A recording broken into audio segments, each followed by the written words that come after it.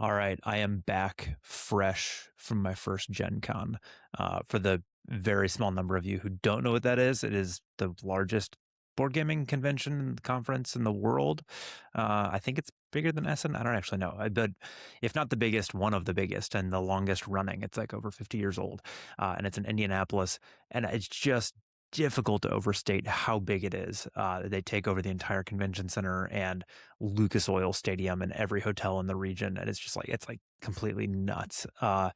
I had an amazing time. It was my first time. I went there not really to promote anything because I wanted to sort of get the feel for the place and kind of understand how it works and what goes into it and what it's like to be a participant there before I go there trying to shill.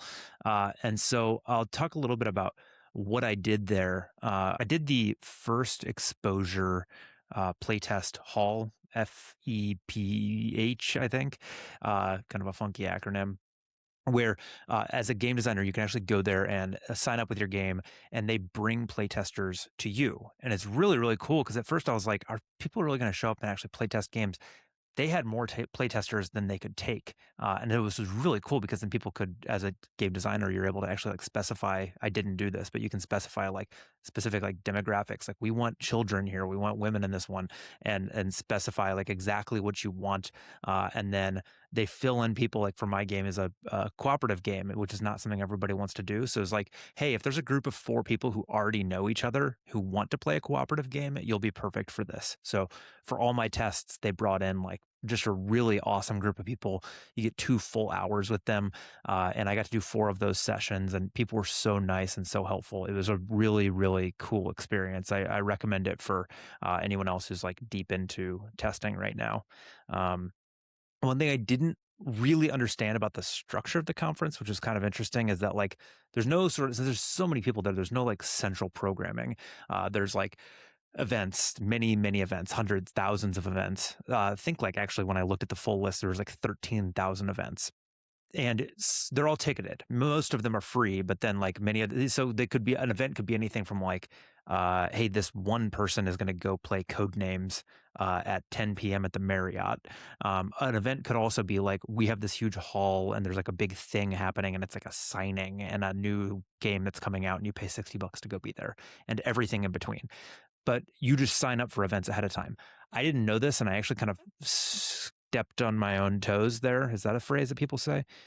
Because I didn't understand this, and so I didn't sign up for a lot of stuff. So I kept on walking around being like, oh, cool, that like Lord of the Rings trick taking game. I would love to play that for the first time. And they're like, oh, you needed to have a ticket for this like a week ago. It's like, oh, well, that's kind of a bummer. So that was kind of that was like a little bit of a letdown, but the structure of it is just kind of weird because it's just so darn big. Um, so I one of the things that I did get tickets for, which was an amazing experience, was Cat in the Box, which is on my shelf, one of my favorite games. I love it so much. It's this little 2 to 5 player trick taking game with a really fun twist in it that when you play a card, you declare what suit it is. It doesn't intrinsically have a suit.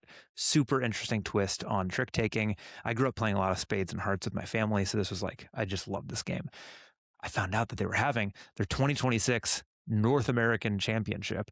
And I jumped in, was like, I want to play that. That sounds amazing to do a championship of a game that I really love. And I expected to just get knocked out the first round. I knocked out multiple regional champions. There's only like 30 people there, but still, it felt very cool. And I got to the finals, and I did not win. I got third place, but then they gave me another free copy of the game, which I gave to a friend, and it was just like such a cool experience. It was so fun to be in like a big tournament for a game that I love. Um, I also just walked this floor, and I got inspired a lot. Walking around in that environment is so cool. There's just so many great games coming out, and it's like really inspiring and exciting. And walking the floor and just being around a whole bunch of enthusiastic people who are like dying to tell you about the thing that they're playing and or the thing that they made is really exciting. And like I got to sit down and do a ton of like demos, like these kind of little like 5 minute walkthroughs. I played some games full, but I many more times over, I got to just like walk up and be like, what is this? It caught my eye. And they're like, I made it. Or, you know, this, I'm demoing for this publisher. Here's how it works. And when you're designing games and you're making anything like this, you're kind of omnivorous for just like, I want to see how everything works. I want to see what people are doing. I want to see what's selling. I want to see like what are the new and interesting ideas. And this is just like a feast for that. It was so great. And I got to play so many cool games, so many things that were really exciting. I wrote down some of them. I played Constella, which is a game that is not even at Kickstarter yet. It's made by an acquaintance of mine, Mahir, in New York. It's really cool. It's like a cooperative game with a hidden traitor. So like you're doing this cooperative stuff with this like tense, like, I don't know, they're gonna screw me over later on. Really, really cool. I got a demo of a game called For All Mankind, which I think came out in the last like year. It's a space exploration game. It's like kind of bombastic. You're doing you're doing this kind of like tense conquest of these planets, but you can also drop nukes on each other. The art is cool. It's very, very pretty. Um, I I looked at this game called The Old King's Crown, which came out last year, I think. And I don't know anything about the game. I don't even know if it's my kind of game, but the art was just so cool. It's the most beautiful art I saw all week, and I couldn't stop thinking about it. So I wrote that one down because I just want to check it back out because they were selling prints of it, and I was like, oh my gosh, this is so cool. And the artist was standing right there. It was really awesome.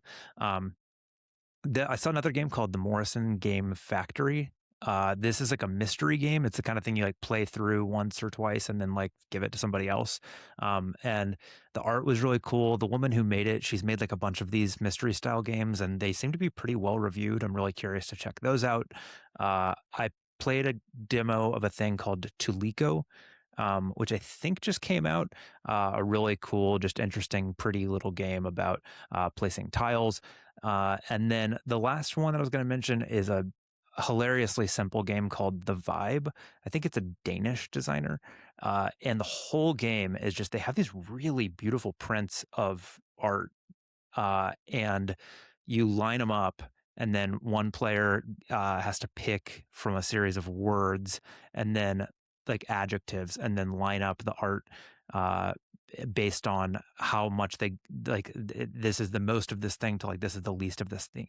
So it'll be like the word will be like suspicious or something, and you have to like line them up as like here's 5 random pieces of art, like here's the most suspicious to the least suspicious, but people don't know what word you guessed, and then they have to guess based on that. It was just really like fun and quick, and I loved that it was like this clever little thing that made you like start analyzing art without even really realizing that you were analyzing art. It was just a clever idea, and the prints looked so good, and it was just like he had picked out really good art. I really enjoyed that one as well. Um, the last thing I guess that stood out to me that I just really couldn't stop thinking about through my whole experience there was just how nice everyone was. It was really it like blew me away. When I first walked in, I was really overwhelmed, and I there's just too much going on. There's too many people. I couldn't quite figure out where I was going. And then a couple people who worked there just like saw my bewilderment and like kind of came up and like were like, hey, what are we doing here? How can we get you through here? And they just like kind of I was like, I think I need to go over there to get this ticket refunded because I'm doing this playtesting thing. And like they just like walked me through the whole thing. They're like, let me walk you over there and just like solve this problem for you. Multiple people did this for me over the course of multiple days. The other people I played with were so kind to me, and people just social. People were like, "Oh wow, it's your first Gen Con, terrific! We're so glad to have you here." It was like the opposite of gatekeeping, and I think what I realized, the thing that I've been thinking a lot about board games recently, and just tabletop games in general, whether you're doing miniatures or D&D or whatever you're doing, is that it's so like pro social and there's no screens involved. And I was thinking about I went to this talk a few months ago that of this guy Brian Bormueller who he works at Asmodee, and he designed the Lord of the Rings trick taking game that I mentioned earlier. He's a really good designer. He was giving this talk and he's like, the longer you hang out with people who successfully make games, he's like, a lot of them are like really easy to talk to and pretty friendly because one of the job requirements is you have to get people to the table over and over and over, right? Like you need to like get people to keep on showing up and having a good time and like delivering them delightful experiences and like managing a good social space for people. And like a job requirement for the hobby is to like be a good hang, to enjoy sitting around at the table laughing, making eye contact with people, and not like being on your phone the whole time. And that's like fairly obvious, I guess. But when you go into a room with like tens of thousands of these people and they're all so nice and social and funny and like it's just kind of good vibes all the way down, that really sort of comes across is that I don't know, like not to like compare or say it's better than any of these other things, but like you compare it to like video gaming, a thing that I love is like mostly about my relationship with the screen, right? If you look at something like collecting, like there's a lot of kind of like cool nerd culture around like collecting stuff and putting it on your shelf. It's mostly about like you and the other object, right? If you look at something like Comic Con, it's about like you and your fan relationship with like the work, right? But tabletop gaming is so much about you and 3, 5 other people sitting there and, like, working on hard, interesting, funny problems together and not looking at screens. And I see this as actually really a pretty profoundly countercultural thing right now. As right now, like, so much of my life is about battling this temptation to just, like, lay out on the couch and doom scroll.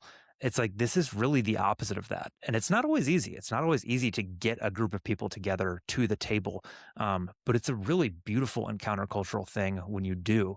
And when you go hang out with a whole bunch of people who do this regularly and come fly to Indianapolis to go do this with a bunch of other people, it's pretty good vibes.